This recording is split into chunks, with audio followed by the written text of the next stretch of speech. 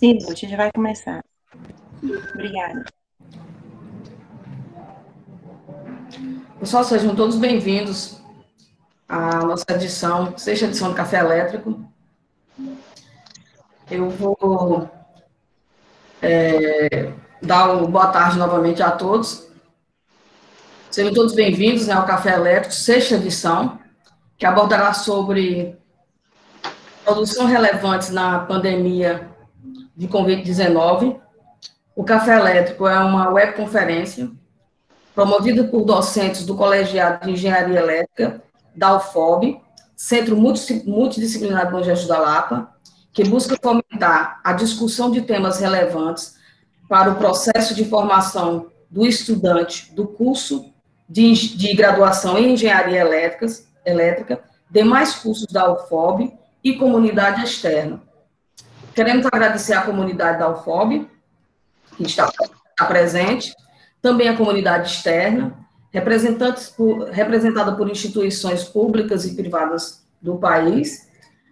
O exercício da sua presença será realizado através do link que a gente sempre disponibiliza aí no chat. Em momento oportuno, vocês vão acompanhando. Por favor, pedimos que mantenham os seus microfones desligados. As dúvidas ou contribuições deverão ser escritas no chat, que a gente repassa para o... A não ser que você fique à vontade para abrir o microfone e fazer a pergunta diretamente, mas seguindo a fila. Após a fala dos palestrantes, teremos a participação daqueles que se inscreverem para a fala. Para isso, nós teremos essa lista organizada no chat, conforme a solicitação dos participantes. Nessa sexta edição, no segundo encontro, a gente tem o prazer de receber o professor doutor Francisco Moura, doutor em Física e docente do Instituto de Física da Universidade Federal de Alagoas. O tema, dinâmica do Covid-19 no Brasil, usando um modelo SIR, com parâmetros ajustáveis. Maiores apresentações de professor, a gente vai deixar por sua conta, professor. O senhor se apresente para a nossa comunidade e seja sempre bem-vindo aqui ao nosso Café Elétrico, sexta, sétima, oitava edição, que venha várias. Muito obrigado. Olá, gente. Primeiro, queria agradecer muito ao convite, certo? Da professora Andressa e da professora Lúcia, né, que me convidaram aqui para participar. É um prazer grande estar aqui com vocês, certo? Bem, meu nome é Francisco Moura, né? Eu sou professor aqui do Instituto de Física. Já sou da velha guarda, né, como se diz, né? Cheguei aqui em 2004 e estudei em Recife. Sou natural de Pernambuco, mas residi a minha vida toda aqui em Alagoas e estou aqui no Instituto de Física já há 17 anos como professor, né? Então, assim, a minha área de trabalho, a área que eu, digamos que eu, tradicionalmente, né, trabalho, é uma área ligada a estado sólido, que tem até uma certa projeção na área Professor, só interrompendo um minutinho, o senhor tem como usar a câmera, porque a sua imagem está... Assim está melhor? Não, ela tá com 90 graus. O senhor está dobrado. Você quer que eu fique assim? Agora. Pronto. Tá bom. Então, beleza. Pode continuar, desculpa, professor. Não, tudo bem, não, tranquilo. Deixa eu colocar aqui rapidinho. Melhorou? Tá bom assim a imagem? Tá bom. Tá tranquilo agora. Opa, muito obrigado. Então, como eu estava dizendo, né? Então, assim, o meu trabalho de pesquisa aqui no Instituto de Física e ao longo dos meus tempos aqui como professor e também como aluno de pós-graduação, ele tradicionalmente foi focado numa área da física chamada estado sólido, que em alguns aspectos ela tem com a parte de elétrica em geral, uma vez que eu estudo muito propriedades elétricas de materiais, né? Então, alguns estudos que eu fiz ao longo da minha vida foram ligados a essa parte de condutividade, medidas de curva de corrente e voltagem, algumas medidas de transporte de sinais eletromagnéticos, né? Então, essa foi a minha área de trabalho. Então, eu sou um cara dessa área, né? Tenho essa formação do estado sólido. Aí, quando chegou essa pandemia, começou esse caos aí que a gente está vivendo, um dos meus alunos do PIBIC, né? Ele começou a me indagar acerca de, professor, essa pandemia vai ser isso tudo mesmo? Todo mundo está dizendo aí que vai ter tantos milhões de casos, vai ter tantos casos letais, né? Aí como é que a gente poderia estudar esse tipo de coisa? Aí eu disse, olha, eu vou dar uma estudada nisso. Aí esse meu aluno, como a gente diz no popular, correu por fora, né? Como a gente fala, ele começou também a estudar e ele trouxe alguns resultados, algumas abordagens. E aí a gente meio começou a fazer alguns estudos, né? Nesse mesmo momento apareceu uma demanda da Secretaria de Estado aqui, da Secretaria de Saúde aqui do Estado, né? Onde o pessoal começou a também se fazer essas indagações, né? Aí eu me juntei com um grupo no início, um grupo daqui da universidade, onde a gente começou a fazer alguns estudos sobre essa dinâmica, né? Essa dinâmica do Covid aí, e usando várias abordagens, entendeu? Aí o grupo acabou fazendo algumas contribuições no início, depois cada um seguiu com a sua abordagem, então eu acabei ficando junto com esse meu aluno de PIBIC e um outro colega de trabalho, usando modelos bem simples, modelos de campo médio, para tentar minimamente fazer uma primeira aproximação sobre a dinâmica da doença no Brasil. Então, essa foi mais ou menos a ideia da gente. Então a gente começou, e aí eu comecei a fazer isso de várias frentes, né? Eu atuei no início com esse pessoal da Secretaria de Saúde, fiquei nas minhas redes sociais fazendo essas previsões e respondendo algumas indagações também que as pessoas me faziam, assim, tipo, às vezes uma cidadezinha vizinha me pediu uma coisa, e também fiquei estudando a dinâmica meio que por curiosidade e querendo acompanhar o problema, né? E aí no final a gente acabou condensando esses resultados e submetendo para uma revista científica que acabou sendo publicada. Então eu vou começar aqui mais ou menos fazer um breve relato, bem breve, dos resultados que a gente obteve e do tipo de abordagem que a gente acabou utilizando, tá bom, gente? Então vamos lá, né? Então eu vou passar aqui a minha primeira transparência, onde eu vou mostrar aqui os meus colaboradores principais, que são as pessoas que me ajudaram. O Guilherme, ele é professor do Instituto de Física, né? Talvez alguns de vocês possam conhecer ele. Ele já andou fazendo concurso, acho que na física aí da UFOB, eu acho.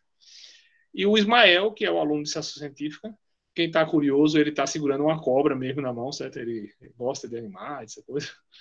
Então ele é uma pessoa bem interessante. E aí eles começaram a, né, serem meus parceiros aí nessa coisa. O Ismael já tinha um trabalho de ciência científica comigo, como eu disse, na minha área principal de pesquisa, né? E aí no ano 2020, a gente focou na pandemia e começamos a estudar aí esses problemas que mais ou menos que eu expliquei. Então vamos fazer um resumo aí mais ou menos da literatura, bem rápido. Não vou também fazer uma coisa muito longa, tá? Fazer um resumo rápido do que a gente foi estudando aí, o que a gente foi aprendendo e como a gente chegou nessa modelagemzinha que a gente está usando. Então, esses modelos de epidemiologia, vamos dizer assim, modelos matemáticos, né, para dinâmica de vida, e são coisas antigas, tá bom? São coisas que começaram agora em 2020, né? Isso é muito antigo. Por exemplo, tem trabalho do Daniel Bernoulli, que a Núcia conhece bem, Núcia tem formação em física, como muitos daqui também, claro. O Bernoulli é uma família, né? Eu não sabia, não sei se você sabia. O Bernoulli é uma família, né? Tem vários Bernoullis. E boa parte deles eram médicos e cientistas como nós, da área de exatas, né? Essa divisão de física, matemática e engenharia é mais recente, né? Os caras estudavam exatas, né? E aí cada um... Então, o Bernoulli, esse Daniel Bernoulli, ele era médico, ele fez medicina e também estudou a área de exatas como a gente estudou. E aí ele fez várias contribuições sobre a dinâmica da varíola. E ele participou, lá na cidade dele, de vários estudos epidemiológicos usando modelos matemáticos. E meio que foi um cara que deu assim, contribuições sobre que tipo de medidas sanitárias pudessem ser tomadas para conter a varíola. Isso em 1760, velho. Hoje, você vê, muitos séculos atrás, né? Enquanto que hoje a gente, às vezes, esse cientista, cara, tem todo esse debate aí complexo, as pessoas não acreditam que algum modelo matemático possa dar pequenos insights acerca da dinâmica, mas em 1760 os caras já usaram. Né? Mais recente, no século passado, a gente teve o trabalho do Hammer, que foi um trabalho muito importante sobre o sarampo, né? E aí ele criou vamos dizer assim, um dos primeiros modelos mais fortes do modelo de suscetível infectado, ou seja, a pessoa é suscetível à doença, ele pode virar infectado. E aí criaram um modelo de taxa de equações, de 2 equações para essa dinâmica. Aí veio o trabalho do Ross, que foi um trabalho também muito importante, que foi sobre a malária. Inclusive, o trabalho do Ross, ele fez um modelo também de equações de dinâmica de campo médio, onde ele mostrou o seguinte, que existe uma quantidade de vetores críticas. Se você tiver vetores demais, a doença cresce demais. Se você tiver vetores de menos, os vetores são as entidades que carregam a doença. Se você diminuir os vetores, a doença diminui. Quais são os vetores, no caso da malária e o mosquito? Então, daí começaram decisões sanitárias de combater os vetores, combater o mosquito, né? E foi muito importante o trabalho do Royce. Também lá nos idos do começo do século, né? Do século XX, né? Ali mais ou menos na mesma época da relatividade, né? Em 1905, 6, 7 estava tendo a relatividade, e nessa epidemiologia estava tendo o modelo do Hammer para sarampo, do Royce para malária, né? Aí 10, 20 anos depois veio o modelo que eu uso, né, que é o modelo do Kermark e McKendrick, que é também conhecido como modelo SIR. Esse modelo, a priori, era um modelo um pouquinho mais sofisticado do que o modelo do Ross e o modelo do Hammer, mas ele foi, a priori, utilizado para estudar a peste bubônica. Né? A peste é uma doença antiga, tem indícios da peste do século V, da Idade Média, um revival no século XIX, e ela foi assim, ela causou muitas mortes, né? A peste foi inúmeras, teve inúmeras levas, inúmeras ondas, e com uma taxa de mortalidade altíssima. Por quê? Como era causada por uma bactéria, e não existiam antibióticos, né? Um antibiótico foi descoberto por Fleming na década de 30.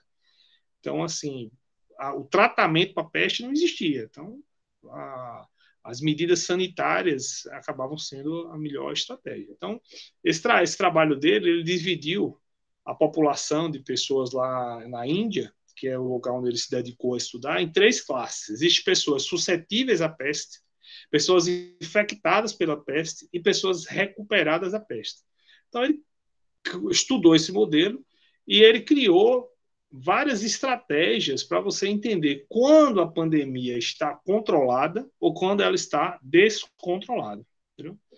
Aí a pandemia está controlada quando você tem um dado parâmetro que esse parâmetro está acima de um dado valor. Então, esse parâmetro é o tal do R0, que hoje em dia a gente escuta tanto, né, na televisão. O R0 deu 1,4. O R0 está 2 pontos tanto, a gente escuta às vezes na televisão o pessoal falar, né? Pronto, esse R0, ele nasceu deste modelo matemático que foi criado por esses caras aí, o McKendrick, o Kermark e o McKendrick, tá bom?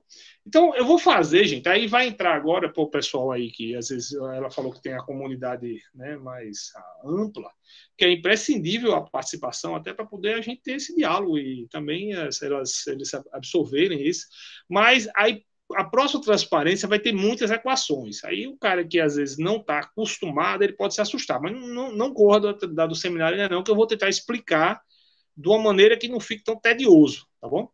Então, a próxima transparência vai ter a equação com sua moléstia. Então, aí muita coisa também, né? Então, vamos lá.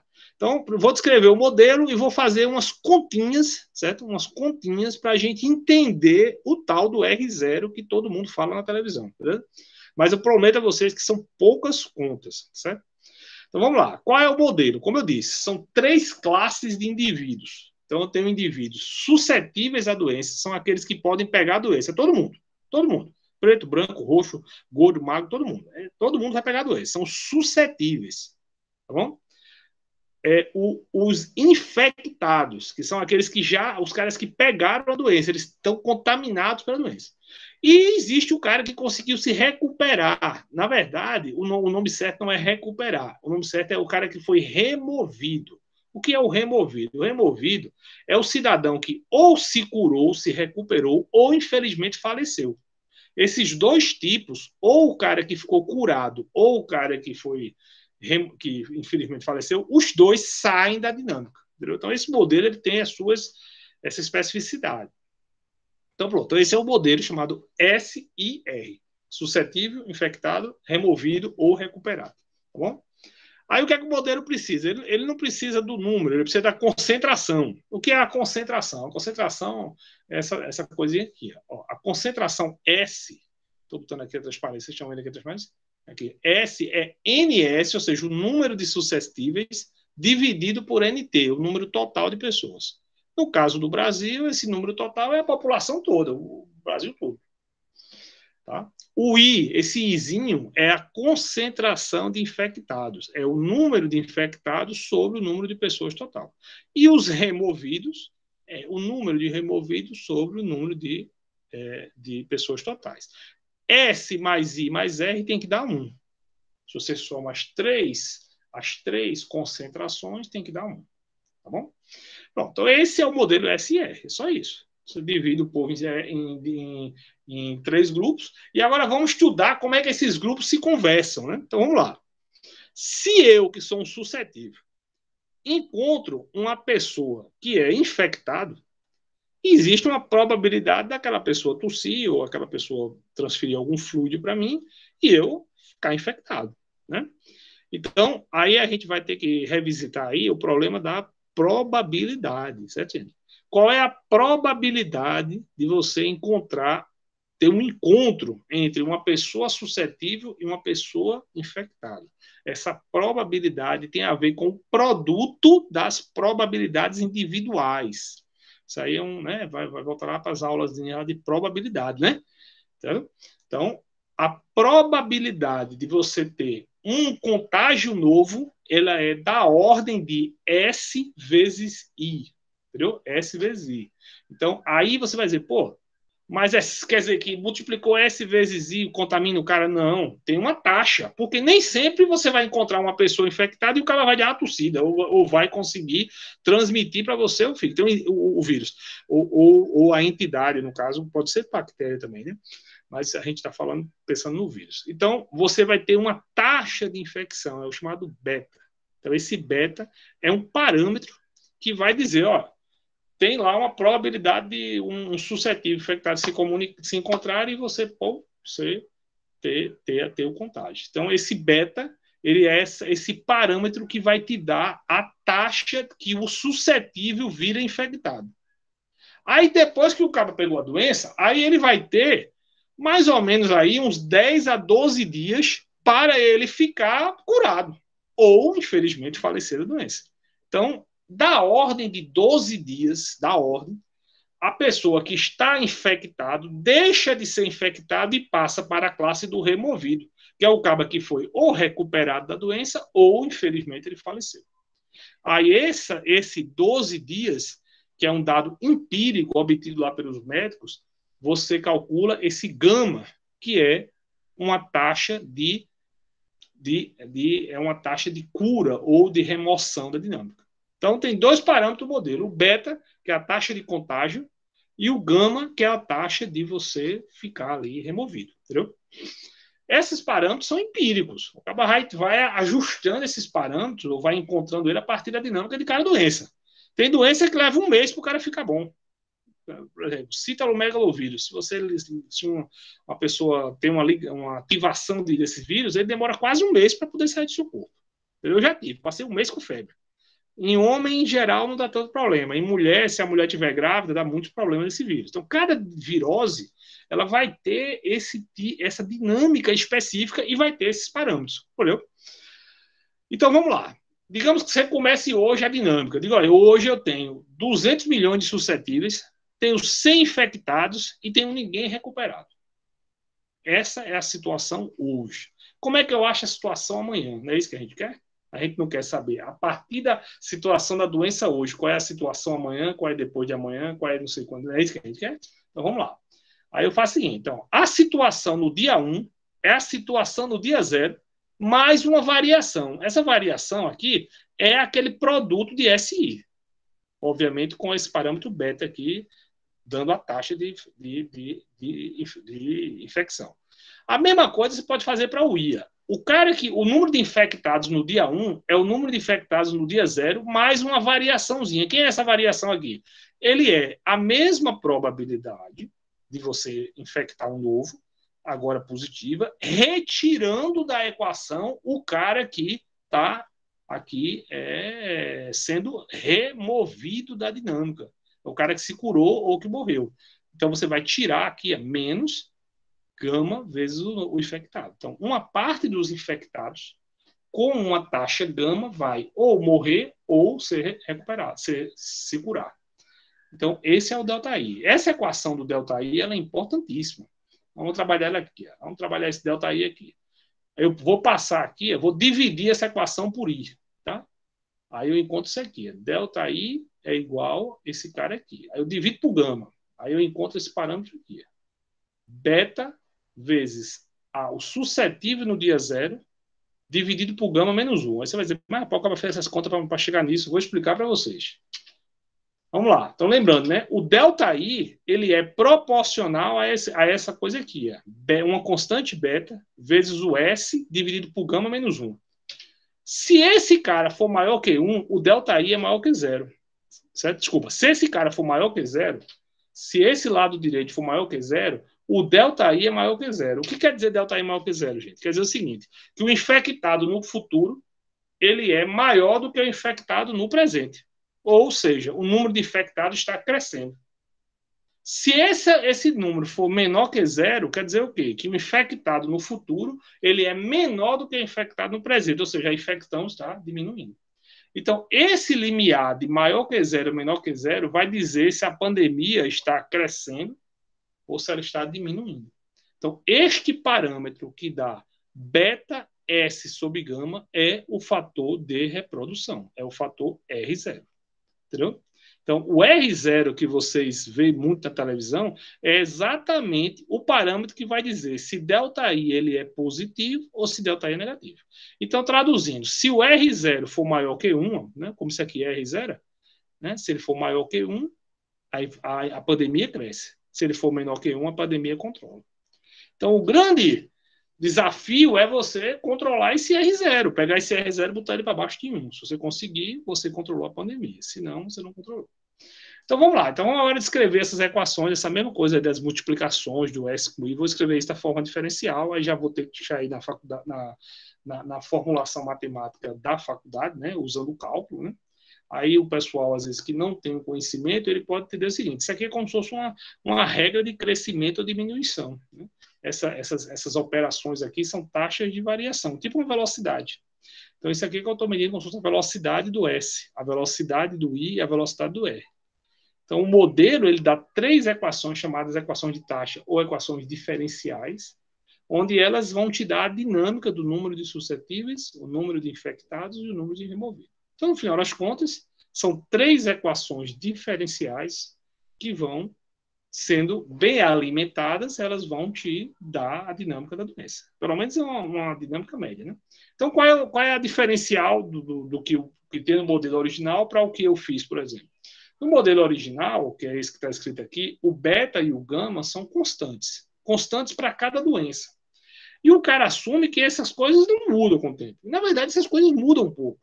Certo? Muda um pouco. A doença tem uma certa dinâmica complexa e ela pode mudar. Então, o que é que eu fiz? Eu peguei essas mesmas equações, eu assumi que esse beta, que é essa taxa de infecção, e esse gama, que é a taxa de recuperação, pode variar no tempo. Ou seja, cada dia eu posso ter uma. Entendeu? Então, essa foi, digamos, a minha contribuição. Né? Então, a gente pegou aqui e a gente fez o seguinte, ó, essa taxa de infecção, ela agora não é uma taxa constante, é uma taxa diária. A taxa de recuperação também é uma taxa diária. E aquele fator R, ele não é um fator constante, ele é um fator, a mesma formulazinha, também diário. Entendeu? Então, aí você vai dizer, sim, mas tu tirasse isso de onde? Não, eu tirei da minha cabeça, né?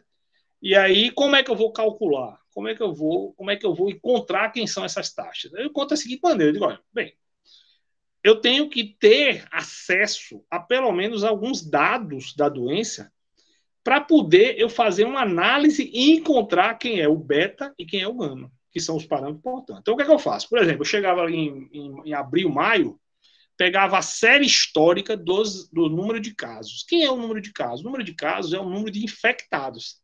Então, eu tenho aqui o número de infectados, certo? Eu tenho a série histórica do I, né? Opa, desse I aqui. Aí, quem são os suscetíveis? Suscetíveis é a população toda do Brasil. Qual é o maior problema? O maior problema é encontrar os recuperados. Os recuperados é que é um negócio muito difícil. Os recuperados é uma coisa muito complexa. Mas aí o que eu faço? Eu digo, bem, eu vou partir do começo da pandemia, onde eu tinha praticamente nenhum recuperado. Eu posso dizer que o número de recuperados é 0. Ou é bem pequeno. Entendeu? Então eu pego dados desde o começo da pandemia, onde o número de recuperados é praticamente 0. Aí o que eu faço? Eu começo a resolver essas equações numericamente e comparar os meus resultados com os dados, a pequena série histórica que eu tenho. Aí eu vou ajustando os valores de beta para que eu consiga reproduzir a dinâmica. E eu vou escolhendo beta e gama, de bandeira tal que eu consiga reproduzir a série. Então, digamos que eu tenho uma série de 15 dias. Eu tenho 15 dias de dados. Eu pego o ponto 0, que é o dia 0 da infecção, e começo a reproduzir. E vou ajustando o beta para reproduzir os 15 dias. Aí eu vou ter uma coleção de valores de beta e gama, que mais ou menos ajuda aqueles 15 dias. Aí isso vai me dar uma pista de qual era a taxa de recuperação e a taxa de propagação da doença naqueles 15 dias. O que é que eu faço agora? Pego esses 15 dias, faço um estudo médio e uso isso para fazer uma previsão. Digo, olha, nos últimos 15 dias, a doença teve tal comportamento. Beta, na média, foi esse. Gama, na média, foi esse. Vou usar essa média para fazer o que? A previsão. Entendeu? Então, essa foi a minha contribuição. Então, aí foi o que eu fiz. Peguei as séries históricas do Brasil, da Alemanha, de tudo que é canto, e saí fazendo esse tipo de estudo. Entendeu? Resolvendo, encontrando beta e gama, e usando o valor encontrado, os valores encontrados na série, para poder fazer uma previsão de 10, 15 dias. Entendeu? Então, essa basicamente foi a minha contribuição. Entendeu? Então, vamos ver alguns exemplos, né, de aplicações onde eu apliquei essa metodologia e onde funcionou, tá bom, gente? Vamos ver uns exemplozinhos aí, ok? Então, vamos lá. Peguei a Alemanha e Itália, certo? Inclusive, vai ter um negocinho em inglês aí, porque eu estou pegando as figuras que eu publiquei no artigo, tá? Então, eu peguei a Alemanha e Itália. Olha, o dia 0 da infecção aí é o dia 10 de março de 2020.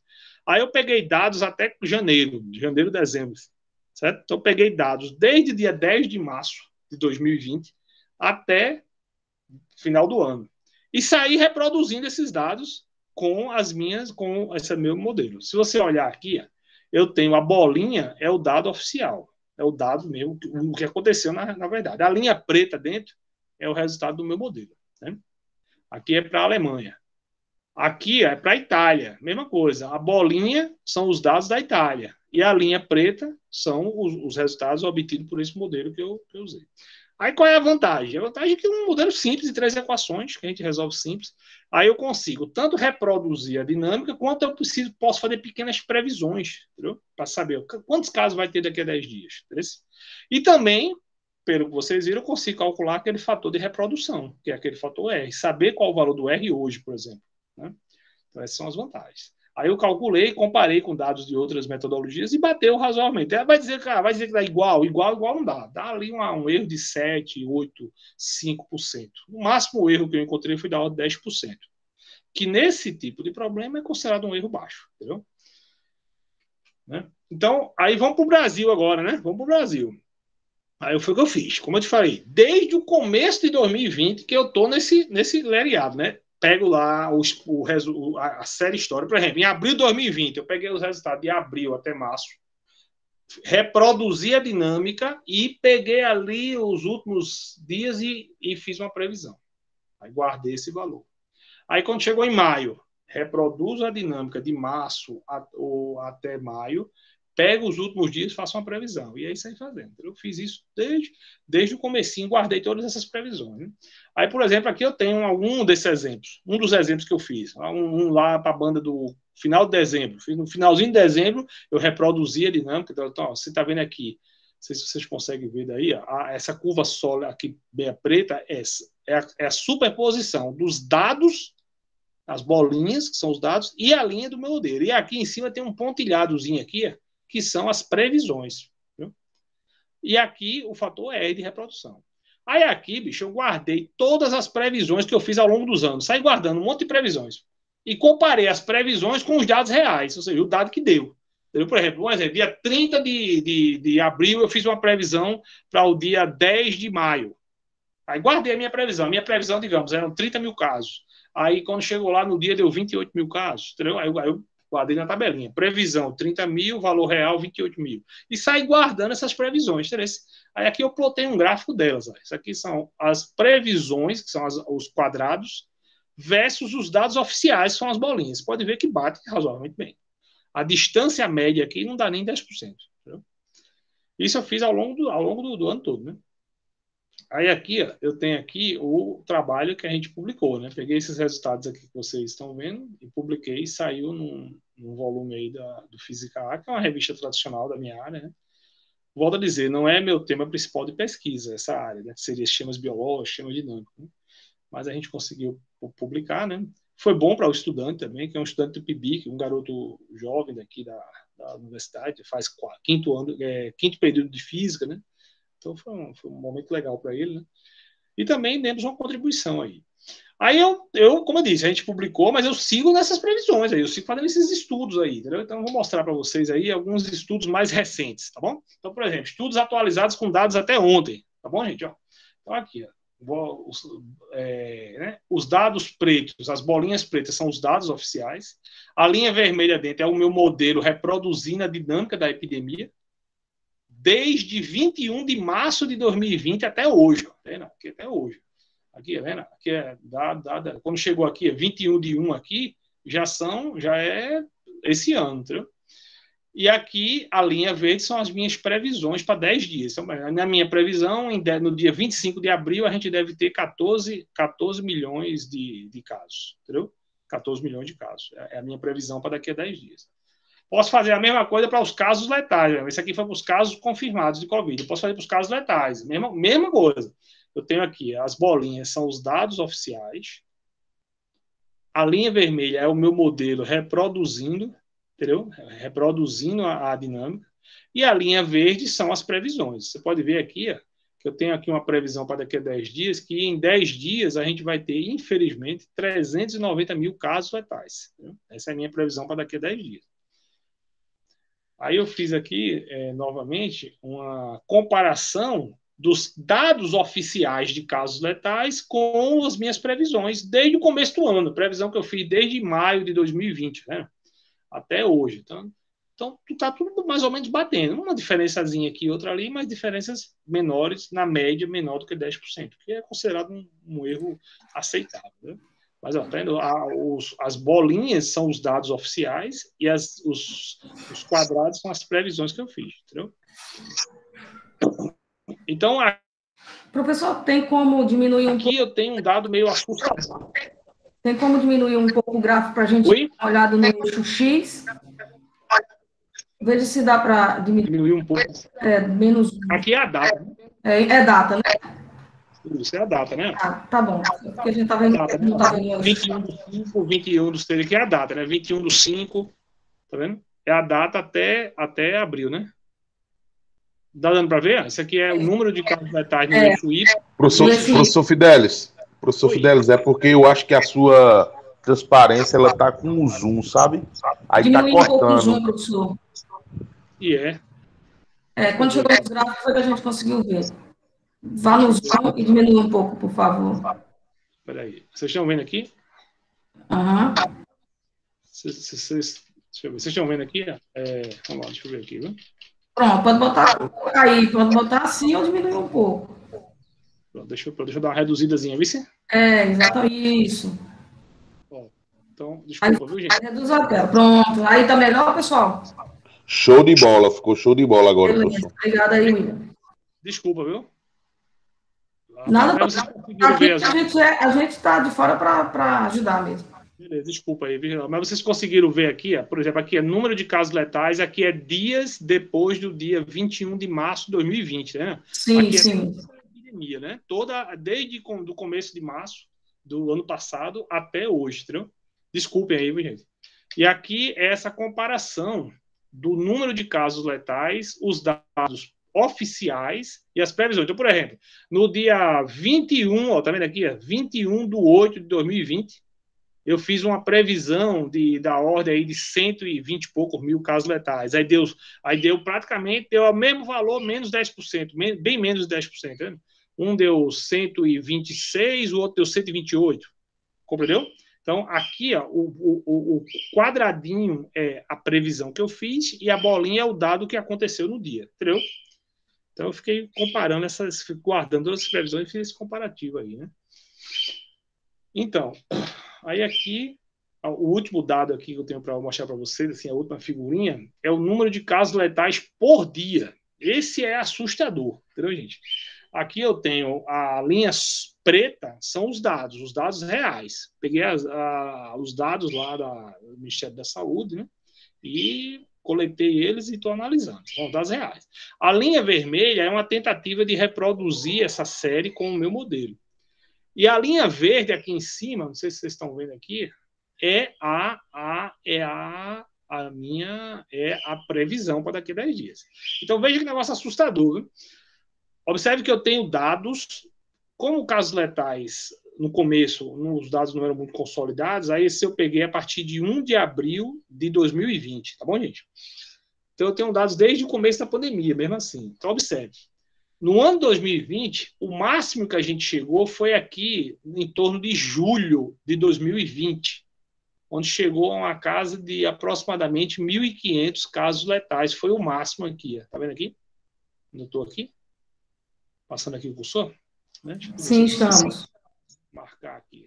Pronto, aqui. Ó. Pronto, estou por aqui, tá vendo? Esse foi o máximo aqui que a gente chegou em 2020, tá vendo? Aí, quando chegou na hora de outubro, aí a gente teve uma reduzida, né? Foi aquela parte ali, setembro, outubro, teve aquela época da eleição, o pessoal meio que relaxou, deu uma reduzida, a galera relaxou, né? Mas essa região aqui deu uma caída para uma média de 400 casos letais por dia. Um avião por dia, né? A gente disse que reduziu, mas é mais do que um avião por dia, né? Aí, quando depois de outubro de 2020, o negócio divergiu, velho. Ó, olha o negócio como cresceu, ó. Olha como cresceu. Olha essa região aqui. Ó. Isso aqui é de outubro, essa região que eu marquei é a curva de outubro de 2020 para hoje. Olha o spike aqui, olha o crescimento. A gente está hoje com da ordem de 4.000 casos letais por dia, né? Teve 3.800 ontem, 3.700, né? Mas um dia antes deu 4.200. Então, se você fizer uma média em 2 dias, é da ordem de 4.000, né? E a tendência, que é a curva verde, é uma tendência de crescimento ainda, infelizmente. Né? Então, esse é que é o dado mais assustador, né? Então, gente, para a gente finalizar aí essa minha pequena apresentação, só fazer algumas considerações aí finais, né? Então, eu usei o modelo SR, né? Vou aumentar um pouquinho aqui para vocês verem. Eu usei o modelo SR, modelo simples, com 2 parâmetros, saí ajustando esses parâmetros dia a dia e consegui reproduzir a dinâmica do Covid. E ainda tem aí uma possibilidade de previsões aí de 10, 20 dias, mais ou menos, que é o que a gente fez, né? Nessa escala de dias, o erro médio não passou de 10%, tá? O que é razoável. Né? Aí outra vantagem é que a gente consegue calcular aquele fator de reprodução, o fator R, que é aquele fator que diz se a pandemia está fora de controle ou não. Né? Aí, assim, algumas vantagens disso aí é o seguinte, é que é um modelo bem simples, um modelo de 3 equações, numericamente é uma coisa muito fácil de resolver. Por exemplo, eu uso o Range-Coulter de segunda ordem. Na verdade, eu uso o Euler modificado, né? Quem é dessa área sabe bem do que eu estou falando. Caso algum estudante de graduação não conheça, eu tenho um curso de física computacional no meu canal, que aí eu explico o Euler, é um método básico, parecido com o Range-Coulter de segunda ordem, é bem básico. Então eu uso um método simples para resolver a equação diferencial, uma equação diferencial básica. Né? E aí quando eu fui dar o curso de física computacional, tem muito aluno que não tem, às vezes, computador, tem um computador fraco. E aí eu comecei a estudar estratégias para fazer os cálculozinhos para os alunos num celular. E tem esse mesmo aluno meu, Ismael, ele me apresentou o Termux, né, que é um tipo como se fosse um Linux para Android, né, um simulador de terminal para Android. E tem tudo, tem C, tem Fortran, tem tudo. Aí eu instalei num celular bem safado, um celular aqui, bem safadinho, o celular que meu filho usa para brincar, com 1 GB de RAM, e consegui rodar esses negócios aí, entendeu? Então, um celular daqueles bem básicos, aqueles 1 GB de RAM, um celular bem simples. Então, é um modelo simples, para rodar um celular de 1 GB de RAM. Aí, sim, eu tenho um canal, certo? Que eu mantenho essas previsões aí. Recentemente eu tenho mantido uma vez no mês, é o meu canal, né? Além das minhas aulas, eu também mantenho essas previsões de Covid. Aí quem quiser acompanhar lá, tá tudo no meu canal. Bom, gente, essa foi a minha contribuição aí, bem rápido. Novamente agradeço as professoras Andressa e Núcia, certo? Pelo convite que me foi dado e pela oportunidade de estar aqui conversando com vocês aí. Desculpa aí qualquer coisa, um abraço aí para vocês. Pessoal, eu que agradeço a oportunidade de a gente estar abrindo mais essas contas, né, para a comunidade em geral ver. Alguns talvez tenham alguma dificuldade de entender, mas ver e os gráficos dizem por si só, né? É isso que é importante na divulgação científica. A gente vai abrir a nossa apresentação agora para perguntas, né, do pessoal. E eu gostaria de perguntar se alguém tem alguma pergunta no momento, alguma contribuição. Eu tenho, professor, é o William que está falando. William, pode ficar à vontade em responder. Em perguntar. Primeiro, eu quero parabenizar o professor Fidelis pelo belíssimo trabalho. É notório essa divulgação, o quanto ela tem sido nessa batalha que a ciência está travando com esse vírus, essencial para a gente tentar compreender, né? Mas me veio algumas indagações, professor, desse tipo de modelo, né? É um modelo que o senhor falou bem simples e, assim, eu não vi se nesse modelo tem como o cara, vamos dizer assim, acrescentar mais uma variável, que seria o que a gente está tendo hoje no Brasil, que é a taxa de reinfecção, né? Porque eu tive Covid, mas eu também posso me reinfectar, né? Então, esse modelo teria como explicar esse tipo de dinâmica, né?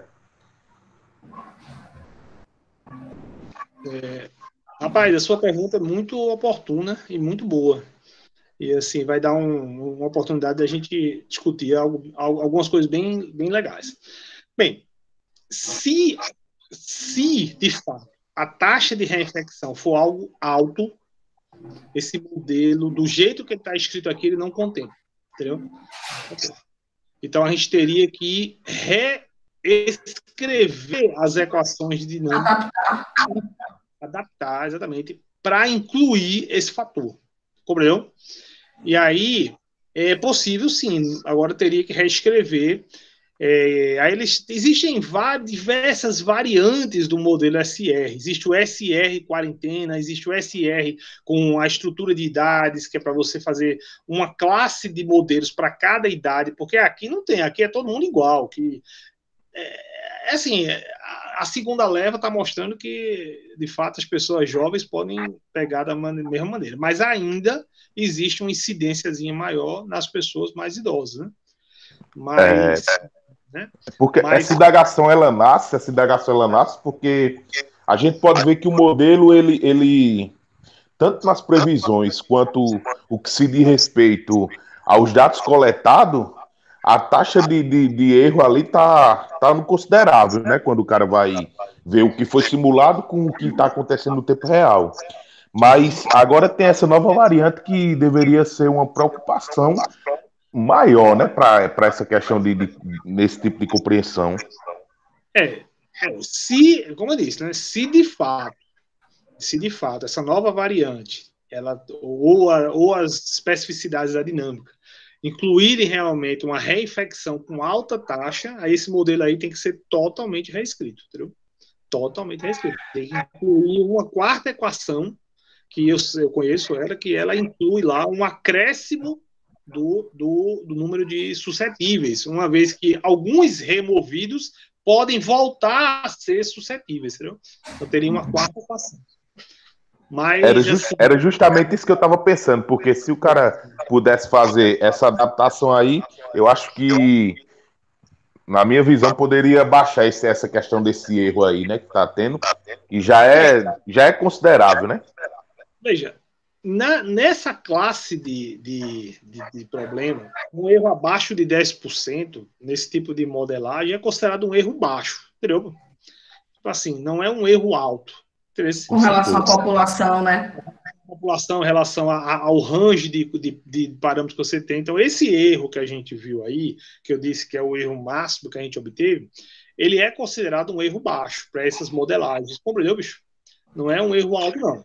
Agora, não, então, é justamente isso que eu estou dizendo. Eu acho que eu poder. Não sei se o senhor entendeu bem, mas é isso que eu estou dizendo, porque se a gente puder reorganizar essas equações de um modo que a gente pudesse incluir algo desse tipo, eu acho que o erro ele ia cair mais ainda, né?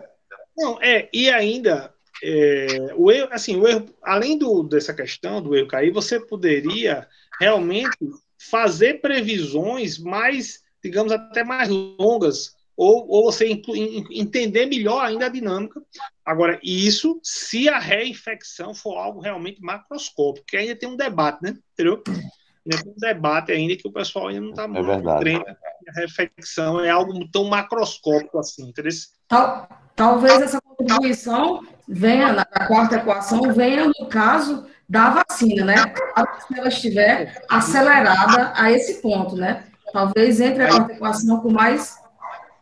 aí já é um outro aspecto. A vacinação é um outro aspecto, entendeu? A vacinação seria, digamos, se a gente for incluir a quarta equação para o termo de reinfecção, a vacinação seria uma quinta equação. Certo. Não, eu estou falando que não considerar essa reinfecção, se ela fosse muito microscópica. Se for muito microscópico, você despreza. Agora, se... Exato. Agora, se tivesse, seria a quinta equação. Exatamente. Muito interessante. Exatamente. Mas muito interessante, professor Fidelis. Muito interessante esse tipo de estudo, porque a gente pode ver que a previsão do que pode acontecer, quando acontece, está ali num erro muito mínimo. Então o cara tem que se preocupar mesmo. Está no erro válido, né? A gente tem que se preocupar mesmo, porque, infelizmente, a gente está num momento que o Brasil não tem uma pessoa que está no governo, que não sabe o que realmente quer da vida e está prejudicando tudo isso aí. Mas muito feliz em poder participar dessa palestra agora, porque pude aprender mais um pouco desses modelos epidemiológicos. Parabéns, professor. Obrigado, filho. Obrigado aí pela atenção. Viu? Obrigado mesmo. Professor, obrigada, William. Professor, nós temos uma outra pergunta da professora Stefânia, do nosso centro. Professora, a senhora pode abrir o microfone, por favor? Obrigada, professora Núcia. Obrigada, professor Francisco. Por incrível que pareça, é um assunto que eu estou atualmente trabalhando com meus alunos de modelagem e simulação, e foi um dos temas um dos projetos, na verdade, né, por conta dessa situação de estarmos à distância, né, e não termos aquele momento de estar em laboratório para colocar os trabalhos de fato em prática, me veio essa situação de passar esse projeto para eles, e foi realmente uma mão na roda quando eu vi esse trabalho do senhor. Aí a minha questão porque eu sugeri para eles fazerem também um modelo matemático para que a gente pudesse avaliar esse número, né, no estado da Bahia. Só que, assim, a minha questão nessa modelagem que o senhor chegou a realizar, o senhor chegou a ter uma previsão de como é que isso poderia minimizar a questão no setor da saúde, economia e educação? Rapaz, olha só. Primeiro, obrigado pela sua pergunta. Eu fiquei muito feliz porque, assim, é bom, né, saber que tem outras pessoas trabalhando com isso e fica, não se sente tão solitário, né? Então, isso é muito legal, assim, a gente poder encontrar pessoas mexendo com esse tipo de modelagem. Olha só, a sua pergunta também foi bem interessante, né? Como eu falei no começo, né? Eu comecei essa coisa meio que atendendo demandas do setor aqui da Secretaria de Saúde. a gente produziu um documento, né, onde a gente fez previsões de número de leitos de retaguarda, a evolução do número de leitos de UTI, a demanda de material médico. Então, a gente conseguiu fazer, na época, usando a modelagem parecida, fazer esses estudos também, entendeu? Então, a gente fez, e é possível fazer, também, assim, um acompanhamento. Dizendo, hoje eu tenho, digamos, sei lá, 1.000 leitos, 100 leitos ocupados. Amanhã, quantos eu vou ter? Né? Isso tudo em função do cálculo do R, do beta, entendeu? Então, a gente conseguiu fazer isso. Variáveis assim como impacto econômico, coisa a gente não estudou.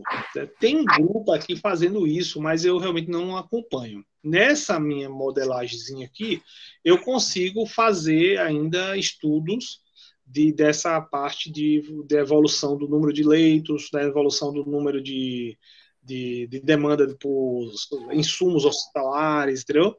Dá para fazer, dá para você estudar tudo isso, dá para calcular, mas realmente, assim, outros aspectos, digamos, impactos sociais, o impacto, sei lá, né, sobre questão, assim, econômica, né, aí realmente eu não tenho como incluir, uma vez por hora, entendeu? Dá para, professora Stefânia, dá para você, inclusive, nesse modelo, né, sugerir, eu fiz esse modelinho no início lá da pandemia, depois estava com outras coisas, ele dá para fazer, inclusive você prevê mais ou menos a comunidade, a porcentagem de pessoas que vão estar na rua, ou seja, suscetíveis a ser infectadas, né? Dá para você tirar dessa taxa, né? Porque é uma equação de taxas, né? Então dá para você tirar esses dados, e como o professor falou, dá para você também prever com relação ao número de leitos, né? Porque você vê quantos estão infectados e quantos leitos você tem na sua comunidade, né? E é óbvio que não pode, a gente queria que estivesse pau a pau, né? Valores de leitos com valores de pessoas infectadas e suscetíveis a ir para um leito de UTI. Dá para você fazer essas comparações bem legais, assim. Outra pergunta, professor. Tem mais perguntas aqui no chat, pessoal? Inclusive, só mais para a professora Stefânia, né? Fique à vontade, professor. Inclusive, no meu canal, eu não cheguei a publicar como essas informações da área de saúde, elas foram feitas em conjunto com outro grupo, né? Aí eu não acabei não botando isso no meu canal, entendeu? Mas eu mostrei lá como é que eu faço as simulações, assim, como é que eu monto o modelo, né?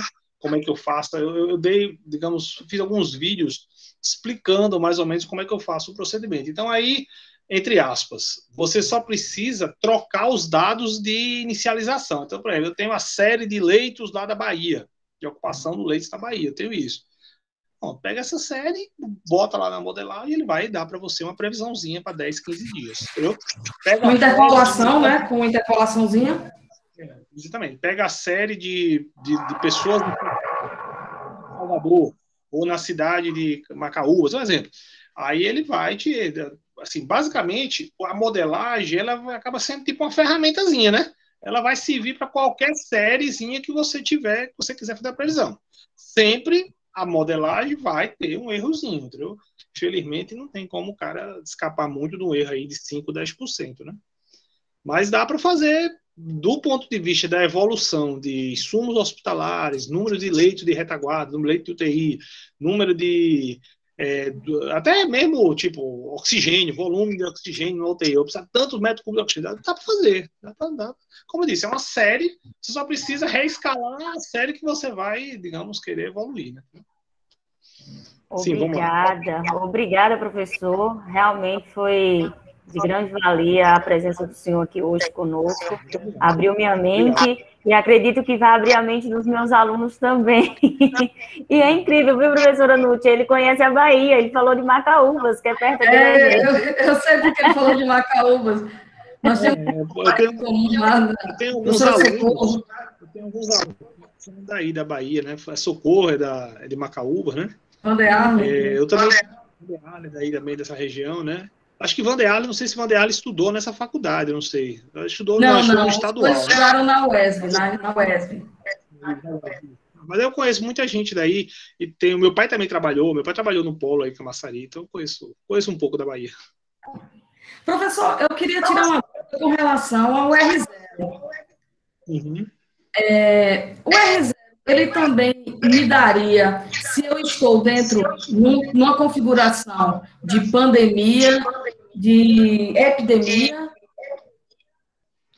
Eita, aí eu acho que, bem, porque assim, né, vamos lá, né, como eu estou trabalhando com um universo que seria o Brasil, aí eu estaria, digamos, dizendo o seguinte, existe uma epidemia no Brasil que está descontrolada, né? Então, por exemplo, se o R0 estiver abaixo de 1 no mundo, e só aqui estiver acima de 1, aí você tem a seguinte situação.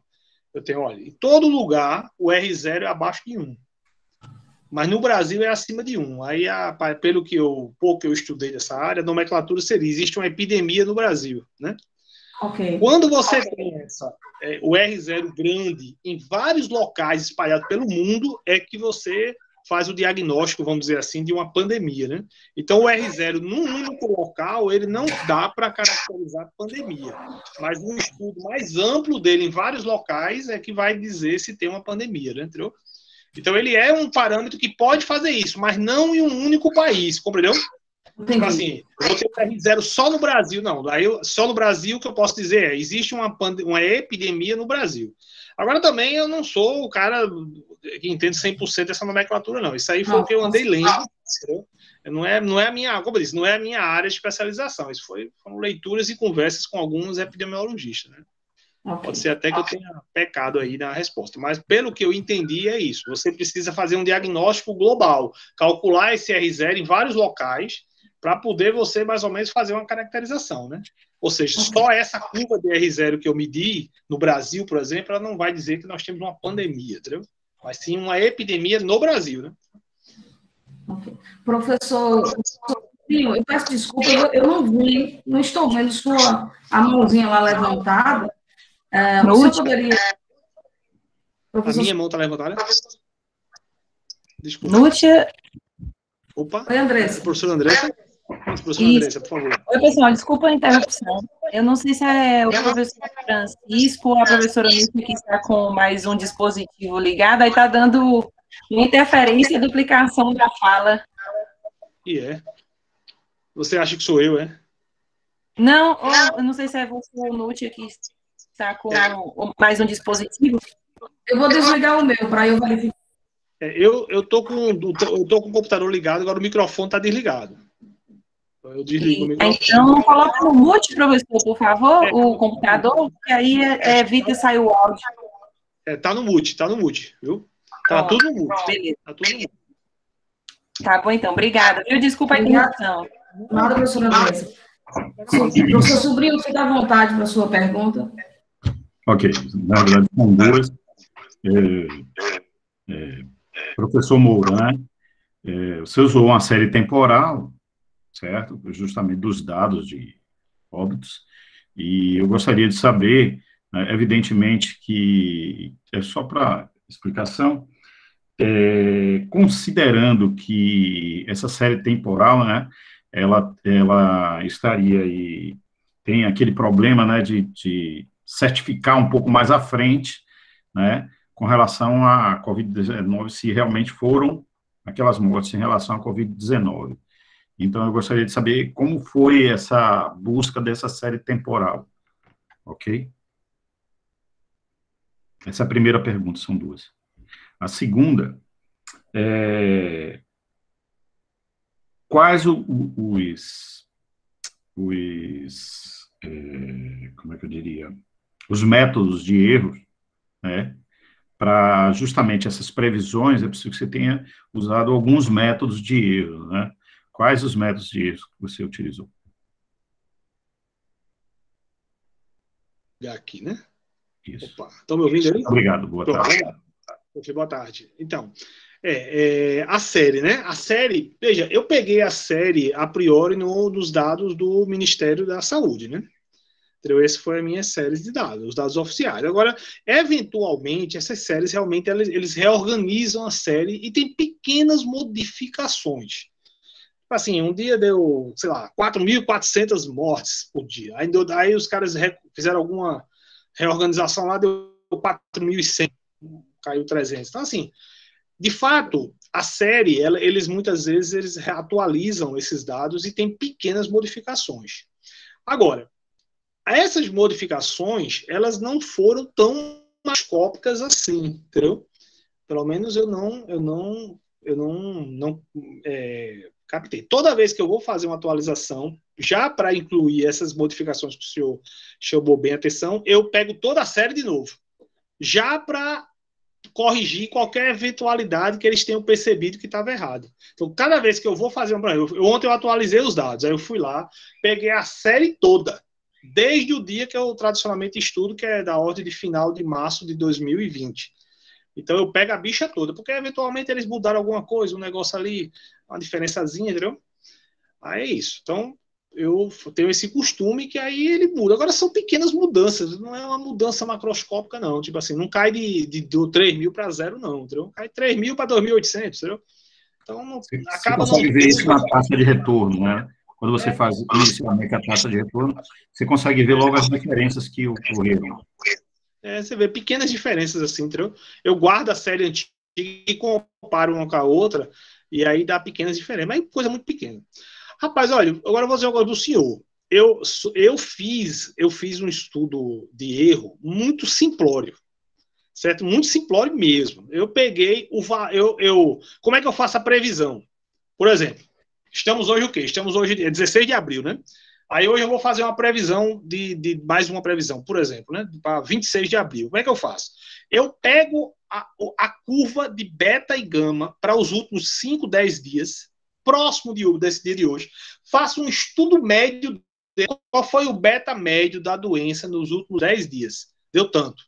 Qual foi o gama médio? Deu tanto. Pronto. Uso esses valores e integro as equações por 10 dias.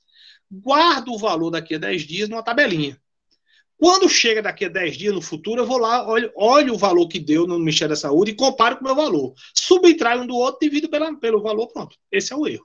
Então é basicamente a diferençazinha mesmo ali, entendeu? A diferença relativa. Só para saber em que range ficou ali, compreendeu? Aí guardo isso numa tabelinha. Aí depois calculo, monto ao longo de 6 meses, esse erro médio divido por 6, por exemplo. Né? Então eu faço um estudozinho só mesmo o valor que eu previ e o valor que deu e subtraio e calculo a diferença, a distância relativa ali. Entendeu? Basicamente é isso. Eu não fiz nenhum grande estudo de extrapolação, não sei o que, não fiz não. Okay. Só mesmo, só estudo mesmo. A terceira pergunta que eu não tinha visto, você usa um método do CIO, não é isso? Eu gostaria de saber qual o programa de estatística que você utilizou. Você utilizou o R, utilizou o Evios, utilizou o MATLAB, utilizou o Scilab. Qual a ferramenta que... Está sentado aí. O senhor está sentado. Eu vou lhe dizer o que é que eu usei. Eu usei Fortran 77. Eu não uso um programa desse. Eu nunca usei um programa desse. Você falou. Eu fiz o meu no Excel, professor. Não tem as coisas que o senhor tem. Eu sou da década de 90. Eu faço um programinha em Fortran para fazer todos esses cálculozinhos. Eu não sei nada dessas linguagens aí. MATLAB, sei nada. Nunca usei. Não vou mentir para o senhor. Eu tô meio parado nisso aí. Eu sou um programador de Fortran e C.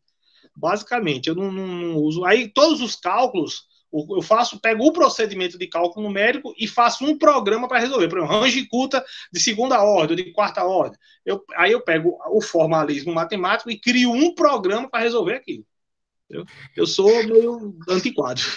Eu costumo dizer para os meus alunos que o importante é o fundamento. Sem fundamento, pessoal, mais alguma pergunta para o professor Francisco? Professor Fidelis? Muito obrigado, desculpe. Obrigado, obrigado demais pela pergunta, obrigado mesmo. Okay. Pessoal, mais alguma pergunta para o professor Fidelis? Bem, professor, nós já estamos há 1 hora, né? Muito bom as discussões.